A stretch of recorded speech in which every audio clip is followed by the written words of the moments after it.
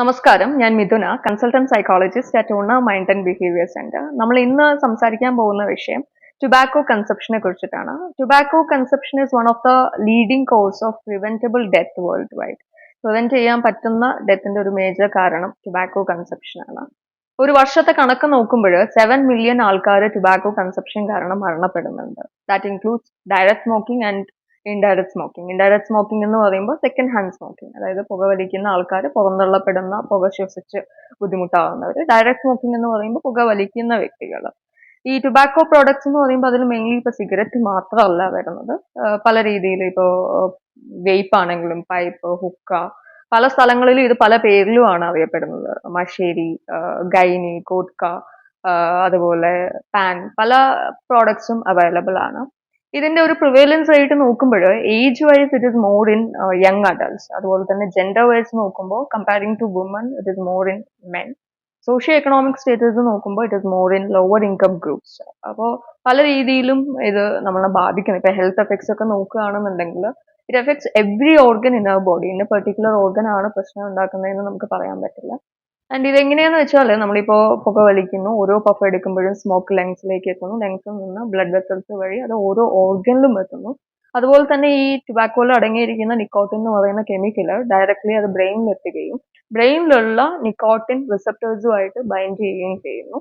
അതിലൂടെ it stimulates neurotransmitter dopamine in our brain. ഡോപ്പമൈൻ്റെ റിലീസിലാണ് നമുക്ക് ആ ഒരു സുഖം അനുഭവപ്പെടുന്നത്, അല്ലെങ്കിൽ സ്മോക്ക് ചെയ്യുന്ന സമയത്തുള്ള ഒരു റിലീഫ്, പ്ലസന്റ് ഫീലിംഗ് നമുക്ക് അനുഭവപ്പെടുന്നത് ഡോപ്പമൈൻ്റെ റിലീസോട് കൂടിയാണ്.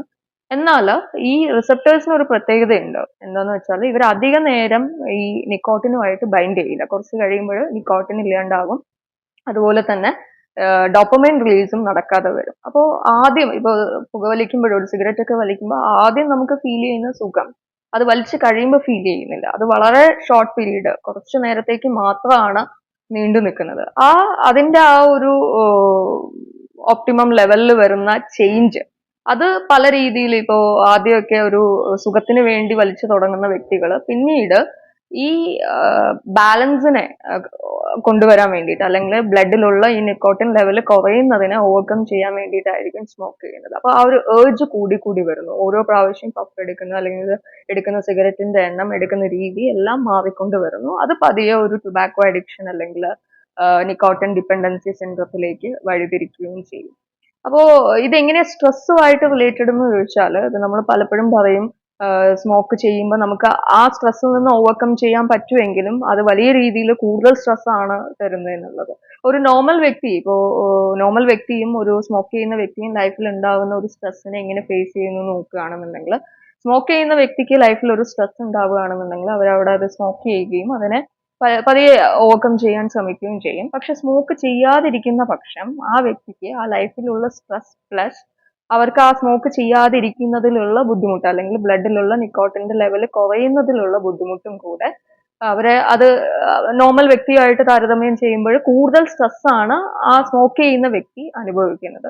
എന്നാൽ നോർമൽ വ്യക്തിക്ക് ആ ലൈഫിലുള്ള സ്ട്രെസ് മാത്രമേ ഫീൽ ചെയ്യുന്നുള്ളൂ. അതേസമയം സ്മോക്ക് ചെയ്യുന്ന വ്യക്തിക്ക് ഇത് കൂടുതലായിട്ട് അനുഭവിക്കുന്നു. സോ ആ ഒരു ഭയങ്കരമായിട്ടുള്ള സ്ട്രെസ്സിനെ ഓവർകം ചെയ്യാൻ വേണ്ടി അവർ വീണ്ടും സ്മോക്ക് ചെയ്യുന്നു. ഈ സംഭവം കണ്ടിന്യൂ ചെയ്ത് പോവുകയാണ് ചെയ്യുന്നത്. ഇപ്പോൾ പല രീതിയിലും നമുക്ക് സ്മോക്കിംഗ് കാരണം ഭവിഷ്യത്ത് നോക്കുകയാണെന്നുണ്ടെങ്കിൽ നെഗറ്റീവ്സ് മാത്രമാണ് ഉള്ളത്. വിഡ്രോവൽ ആണെന്നുണ്ടെങ്കിൽ ഇപ്പോൾ അതിൽ നിന്ന് പലരും പല രീതിയിലാണ് ക്വിറ്റ് ചെയ്യാൻ നോക്കുന്നത്. ചിലവർ പെട്ടെന്ന് ഒരു സ്റ്റോപ്പ് കൊണ്ടുവരും, അല്ലെങ്കിൽ ചിലവർ അതിനെ പതിയെ പതിയെ എടുക്കുന്ന എമൗണ്ട് കുറച്ച് കൊണ്ടുവരും. അപ്പോൾ പലർക്കും പല രീതിയിലാണ് അത് വർക്ക് ആവുന്നത്. പ്രോപ്പർ ആയിട്ടല്ല എന്നുണ്ടെങ്കിൽ വിഡ്രോവൽ സിംറ്റംസും കാണിച്ചു തുടങ്ങും. അതായത് ഷിവറിങ്, ഇറിറ്റബിലിറ്റി, കോൺസെൻട്രേഷൻ ബുദ്ധിമുട്ടുകൾ, അങ്ങനെ പല രീതിയിലുള്ള വിഡ്രോവൽ പ്രശ്നങ്ങളും ഇവർ കാണിച്ചു തുടങ്ങും. ഇനി ഇതിന്റെ മറ്റ് ആരോഗ്യ പ്രശ്നങ്ങൾ നോക്കുകയാണെന്നുണ്ടെങ്കിൽ ഓരോ ഓർഗനെയും ബാധിക്കും. വലിക്കുമ്പോൾ mouth cancer, lung cancer, oesophagus, മോണരോഗങ്ങൾ, അണ്ണാക്കിലുള്ള പാലറ്റ്സ് തുടങ്ങി ഹാർട്ട് അറ്റാക്ക്, സ്ട്രോക്ക്, ഡിപ്രഷൻ പോലുള്ള അസുഖങ്ങളൊക്കെ comparing to other people smoke ചെയ്യുന്ന വ്യക്തികൾക്ക് വരാനുള്ള സാധ്യത വളരെ കൂടുതലാണ്. അതുപോലെ തന്നെ ഫെർട്ടിലിറ്റി, ഇപ്പോൾ മെന്നിലാണെന്നുണ്ടെങ്കിൽ സ്പെർമിന്റെ സ്പീഡ്, അതുപോലെ വുമനിലാണ് ഓവറീസിന്റെ ഫങ്ഷനിങ്, യൂട്രസിന്റെ ഫങ്ഷനിങ്, ഇപ്പൊ പ്രഗ്നൻസി സമയത്തുള്ള ബുദ്ധിമുട്ട്, delivery complications, sudden infant death syndrome പോലുള്ള പ്രശ്നങ്ങളൊക്കെ ഉണ്ടാവാം. അതുപോലെ തന്നെ ഇമ്മ്യൂണിറ്റി വീക്കെൻഡ് ആവും, കണ്ണിന്റെ കാഴ്ച കുറയുക, എല്ലുകളുടെ ബലക്കുറവ്, ഏജിങ്, വലിയ രീതിയിൽ ഒരുപാട് ബുദ്ധിമുട്ടുകൾ നമുക്ക് സ്മോക്കിംഗ് കാരണം ഉണ്ടാവും. ഇതിന്റെ ഒരു ട്രീറ്റ്മെന്റ് എന്ന് പറയുമ്പോൾ ആദ്യം തന്നെ നമ്മൾ അവരെ അസസ് ചെയ്യും, എത്രത്തോളം അവർക്ക് ആ ഒരു സ്മോക്കിംഗ് അതിന്റെ തീവ്രത എത്രത്തോളം ഉണ്ട് എന്നുള്ളത് ചെക്ക് ചെയ്യും. അതുപോലെ തന്നെ അത് മെയിൻലി നമ്മൾ ചെയ്യുന്നത് ഫേഗസ്റ്റോം എന്നുള്ള നിക്കോട്ടിൻ ടെസ്റ്റ് സ്കെയിൽ വെച്ചിട്ടാണ്. അതിൽ എത്രത്തോളം ഉണ്ട് എന്നുള്ളത് നോക്കിയിട്ടാണ് പിന്നീട് ട്രീറ്റ്മെന്റിലേക്ക് പോകുന്നത്. പിന്നെ പല രീതിയിലുള്ള തെറാപ്പീസ്, മോട്ടിവേഷൻ എൻഹാൻസ്മെന്റ് തെറാപ്പി എന്ന് പറയും. മോട്ടിവേഷൻ എൻഹാൻസ്മെന്റ് തെറാപ്പിയിൽ മെയിൻലി 5 സ്റ്റേജസ് ആണ് വരുന്നത്. Pre contemplation, contemplation, determination, action, maintenance എന്ന് പറയും. പ്രീ കണ്ടംപ്ലേഷൻ എന്ന് പറയുമ്പോൾ അവിടെ ഈ വ്യക്തിക്ക് ഒരു ആഗ്രഹം വന്നിട്ടേ ഉണ്ടാവില്ല, ഭാവിയിൽ എങ്ങാനും അടുത്ത് നിർത്തണം എന്നുള്ള ഒരു തോന്നൽ പോലും വന്നിട്ടുണ്ടാവില്ല. കണ്ടംപ്ലേഷൻ എന്ന് പറയുമ്പോൾ അവരവിടെ ചിന്തിച്ചു തുടങ്ങും, എന്തെങ്കിലും ഒരു ചേഞ്ച് വേണമല്ലോ, മാറ്റണം എന്നുള്ള കാര്യങ്ങൾ ചിന്തിച്ചു തുടങ്ങും. ഡിറ്റർമിനേഷൻ എന്ന് പറയുമ്പോൾ അവർ അതിനെക്കുറിച്ച് കൂടുതൽ അറിയും, ഞാൻ എന്തൊക്കെയാണ് ചെയ്യുന്നത്, പല ശ്രമങ്ങളും അറിയാനും അതിനെക്കുറിച്ച് ഒരു അവബോധം അവരിൽ ഉണ്ടാവുകയാണ്. ആക്ഷൻ എന്ന് പറയുമ്പോൾ അവരത് പ്രാവർത്തികമാക്കാൻ ശ്രമിക്കുന്നു. മെയിൻ്റനൻസ് എന്ന് പറയുമ്പോൾ അവരതിൽ നിന്ന് മാറുകയും പിന്നീട് അതുപോലെ മെയിൻറ്റെയിൻ ചെയ്ത് കണ്ടിന്യൂ ചെയ്യുക, ഒരു റിലാപ്സ് പിന്നീട് വരാതിരിക്കത്തക്ക രീതിയിൽ അവരത് കണ്ടിന്യൂ ചെയ്യാൻ നോക്കുകയാണ് ചെയ്യുന്നത്. പിന്നെ അതുപോലെ തന്നെ 5A മോഡൽ ഉണ്ട്. 5A മോഡൽ എന്ന് പറയുമ്പോൾ അതിൽ 5 A's ആണ് വരുന്നത്. ആസ്ക്, ഫസ്റ്റ് നമ്മൾ അവരോട് ചോദിക്കും എങ്ങനെയൊക്കെയാണ് സ്മോക്ക് ചെയ്യുന്നത്, ഏത് രീതിയിലാണ്, ഹൗ ഫ്രീക്വന്റ് ഇറ്റ് ഈസ്, എന്തൊക്കെയാണ് അവർക്ക് ഫീൽ ചെയ്യുന്നത്, അതിൻ്റെ ഒരു പാറ്റേൺ എങ്ങനെയാണ്. ഇപ്പോൾ പലരും പല രീതിയിലാണല്ലോ, ചിലവർ ചായ കുടിച്ചു കഴിഞ്ഞാൽ ഒരു സ്മോക്ക് ചെയ്യണം, ഫുഡ് കഴിച്ചു കഴിഞ്ഞാൽ ഒന്ന് സ്മോക്ക് ചെയ്യണം, ടോയ്ലറ്റിൽ പോയാൽ സ്മോക്ക് ചെയ്യണം. അപ്പോൾ അതൊക്കെ നമ്മൾ ചോദിച്ച് മനസ്സിലാക്കും.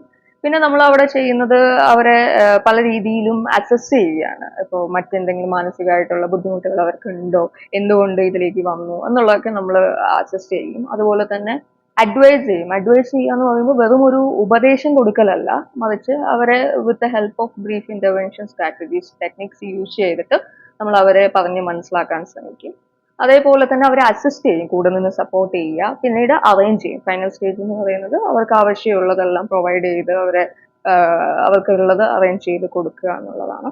ഈ തെറാപ്പിയിൽ ഫിയറിന് വലിയൊരു റോളുണ്ട്. അപ്പീൽ ടു ഫിയർ അല്ലെങ്കിൽ ഫിയർ അപ്പീൽ എന്ന് പറയുമ്പോൾ പെർസുവേസീവ് ടെക്നിക്കാണ്. It elicits a fear in that person. അതായത് ഇപ്പൊ നമ്മൾ സിഗരറ്റിന്റെ പുറത്തൊക്കെയുള്ള സ്മോക്കിംഗ് കിൽസ് എന്നുള്ള ബാനറുകൾ അവർ പേടിക്കുകയാണ് ചെയ്യുന്നത്. പേടിക്കുക ഇൻ ദ സെൻസ് കുറെ രീതിയിലുള്ള ത്രട്ടനിങ് ആയിട്ടുള്ള മെസ്സേജസ് അവരിൽ വലിയൊരു ചേഞ്ച് ഉണ്ടാക്കും. അതുപോലെ തന്നെ ഡാറ്റ, സ്റ്റാറ്റിസ്റ്റിക്സ്, ഇത്ര ആൾ മരണപ്പെട്ടു, അതുപോലെ പേഴ്സണൽ ടെസ്റ്റിമോണൽസ്, മറ്റുള്ളവരുടെ അനുഭവങ്ങൾ, അവരെന്താണ് പറയുന്നത്, അവർ എത്രത്തോളം സഫർ ചെയ്തു, അവരെങ്ങനെയാണ് അത് മാറ്റാൻ ശ്രമിച്ചത്, മാറ്റത്തിലേക്ക് വന്നത്, അങ്ങനെയുള്ള കുറെ കാര്യങ്ങൾ ഒത്തിരി മാറ്റങ്ങൾ കൊണ്ടുവരും. അതുപോലെ മീഡിയ ക്യാമ്പയിൻസ് ഒക്കെ വലിയ രീതിയിൽ ചേഞ്ചസ് കൊണ്ടുവരും. പിന്നെ അതുപോലെ ടുബാക്കോ സെസേഷൻ കൗൺസിലിംഗ് ഉണ്ട്. നിക്കോട്ടിൻ റീപ്ലേസ്മെന്റ് തെറാപ്പി ഒക്കെ അതിൽ വരുന്നതാണ്. അതായത് നിക്കോട്ടിന്റെ അളവ് കുറവുള്ള സബ്സ്റ്റൻസ് അവർക്ക് പ്രൊവൈഡ് ചെയ്യുക. ഇൻ ദ സെൻസ് ഇപ്പോൾ എന്താ, ഇപ്പൊ ഗംസ് അതുപോലെ ഇൻഹേലേഴ്സ്, പല രീതിയിലുള്ള സ്പ്രേ, ലോസഞ്ചസ്, അങ്ങനെയുള്ള സാധനങ്ങളൊക്കെ കൊടുത്ത് പതിയെ അതിന്റെ ആ ഒരു എമൗണ്ട് കുറച്ച് കൊണ്ടുവരിക എന്നുള്ളതാണ് അതിൽ ഉദ്ദേശിക്കുന്നത്. പിന്നെ അതുപോലെ അവേർഷൻ തെറാപ്പി ഉണ്ട്. ബിഹേവിയറൽ തെറാപ്പിയുടെ അണ്ടറിൽ വരുന്നതാണ് അവേർഷൻ തെറാപ്പി. സിഗരറ്റ് അല്ലെങ്കിൽ സ്മോക്കിങ്ങിനോട് ഒരു അവപ്പ് ഉണ്ടാക്കിയെടുക്കുക എന്നുള്ളതാണ് അവേർഷൻ തെറാപ്പിയിൽ നമ്മൾ ചെയ്യുന്നത്.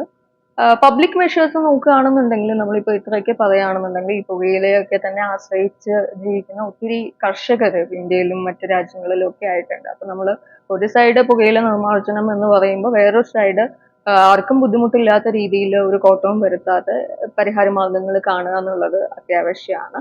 അതേപോലെ ഇപ്പോൾ പബ്ലിക് മെഷേഴ്സിൽ സ്മോക്കിംഗ് ബാൻ ചെയ്യുന്നത്, സ്മോക്കിങ്ങിന്റെ അഡ്വർടൈസ്മെന്റിൽ കൊണ്ടുവരുന്ന റിസ്ട്രിക്ഷൻസ് ഒക്കെ വലിയൊരു റോളുണ്ട്. അതുപോലെ ഈ ടുബാക്കോ പ്രോഡക്ട്സിൽ കൊണ്ടുവരുന്ന ടാക്സുകൾ, ഇതൊക്കെ വലിയ ചേഞ്ചസ് ഉണ്ടാക്കും. ചില കേസിൽ വിത്ത് സിവിയർ ഇപ്പോൾ മെഡിക്കേഷൻ ആവശ്യം വരുന്ന കേസിൽ, സിവിയർ ആയിട്ടുള്ള കേസിൽ നമ്മളത് കൊടുക്കുക തന്നെ വേണം. ഇപ്പൊ അവർക്ക് വേറെ എന്തെങ്കിലും ആൻസൈറ്റി, ഡിപ്രഷൻ പോലുള്ള പ്രശ്നങ്ങളുണ്ടോ എന്നുള്ളതൊക്കെ നോക്കി അതിനുള്ള മെഡിസിൻസും കൂടെ എടുക്കുമ്പോഴാണ് നമുക്കൊരു പ്രോപ്പർ ട്രീറ്റ്മെന്റ് അവിടെ പ്രൊവൈഡ് ചെയ്യാൻ പറ്റുന്നത്. അധികം നീട്ടിക്കാതെ അല്ലെങ്കിൽ പെട്ടെന്ന് നമുക്ക് ഉണ്ടാവുന്ന ഒരു ആഗ്രഹം അല്ലെങ്കിൽ ആ ഒരു ചേഞ്ച് വേണം എന്നുള്ള തോന്നൽ നമ്മളിലും അതുപോലെ തന്നെ കൂടെയുള്ളവരിലും വലിയ മാറ്റങ്ങൾ ഉണ്ടാക്കും.